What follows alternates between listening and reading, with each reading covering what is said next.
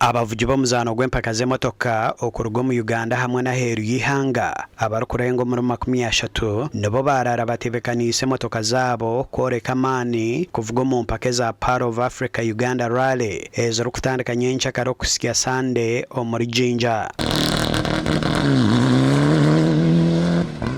abavugi abarukuruga aheeru ya Uganda abarimu Karen Patel na Joseph Kana abarukuvuga emotoka z'ekika kya Skoda Fabia R5 na Adnan Din na Hamza Anywar abine Ford Fiesta R5 nebija kuzetabamo b'abanya-Uganda abarimu Yasin Nasa, Jas Mangat, Ponsiano Rwakataka, Musa Nsubga, Ronald Sebguzi na Joshua Muwanguzi nabo bazetegurire kurungi nyenkyakara empakezi nezo kutandika no kuvuga uko kwetororo mu kishayi na bwanyuma rwa mukaga na Sande nizija kuhindera ombicweke bya Jinja n'imyanya gyetorire aho abavugi barije kuhayanura ubonero omukuvuga uburingo bwa kilomita 200 n'obutonyeza na butano aha karenda ya Uganda ya NRC hamwe ya ARC ya Africa. Challenges zenfunye mu muzanyo guno of course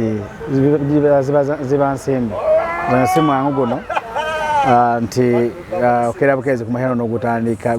gweta okuteka so ebisere bisinga tubaddawo